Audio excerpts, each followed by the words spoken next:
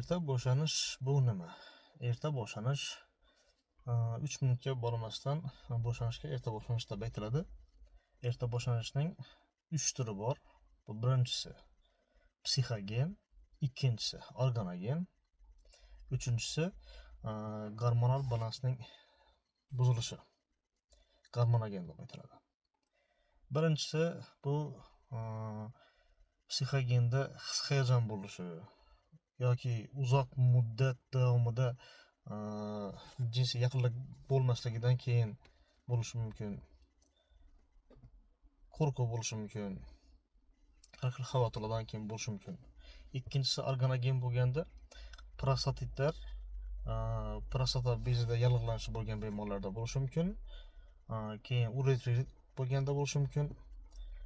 Chunki u yerda qon aylanish muammosi bo'ladi. Keyin moyaklarda yallig'lanish bo'lganda keyin bo'lishi mumkin. Gormonogen bo'lganda gormonal balansning buzilishidan kelib chiqadi. Endi buning davosi bormi? Davosi albatta bor. Davosi turiga qarab bo'ladi. Endi simptomatik davosini aytaman. Simptomatik davosidan birisi bu mahalliy. Ya'ni 2% novoqaynni bintni 3-4 qavat qilib buklab novoqaynga ezib tananing uch qismiga 5 minut oldin o'rab qo'yiladi. Shu uning mahalliy davosi deb aytiladi. Keyin ko'pchilik bemorlarimiz aloqa sifatini yaxshilash uchun har xil dori vositalaridan foydalanishadi. Yoki har qanday vrachga bormasa har qanday turli nimalardan foydalanishadi. Bular aslo mumkin emas. Shifokor ko'rigidan o'tib, shifokor tavsiyasiga binoan davom muolajalar olib borish kerak. Chunki har bir qilgan xatoyimiz bizni umrimizda tuzatib bo'lmas darajada og'ir asoratlarga olib kelishi mumkin. Shuning uchun shifokor bilan albatta maslahatlash kerak, tibbiy ko'rikdan o'tib turish kerak.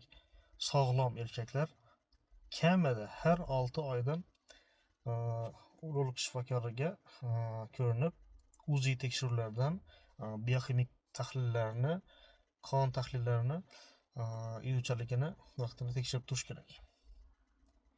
Chunki qon sifatli aylansa, aloqa sifati ham yaxshi bo'ladi, sezuvchanlik ham yaxshi bo'ladi. Jinsiy yaqinlikning sifatini oshirishlarning asosiy tamoyillaridan biri bu qon aylanishini yaxshilash. Keyin sezuvchanlikni me'yor darajasiga yetkazish bo'lib hisoblanadi. Bu qon aylanishini yaxshilash bu yuqori qon bosimi bo'ladigan bo'lsa, qon yuqori bosimni me'yorlashtirish. Me'yor darajasiga yetkazish, keyin organ kasalliklarini bartaraf qilish, prostatitlarni davolash, moyaklardagi yallig'lanishlarni bartaraf qilish, uretrit, surunkali uretritlarni davolash bo'lib hisoblanadi. Keyin gormonal balansni muvozanatga yetkazish kerak. Gormonal balansni muvozanatga yetkazish uchun bu birinchidan me'yorda vaqtida uxlash, sport bilan shug'ullanish, aktiv harakat, keyin sog'lom ovqatlanish, vitaminlarga boy, kaloriyasi yuqori bo'lgan, minerallarga boy mahsulotlarni iste'mol qilish. Keyin zararli odatlardan cheklanish, spirtli ichimliklar, tamaki mahsulotlaridan cheklanish, gazli ichimliklardan cheklanish, achchiq mahsulotlardan cheklanish bo'lib hisoblanadi. Kanalimga obuna bo'ling va like bosing. Rahmat.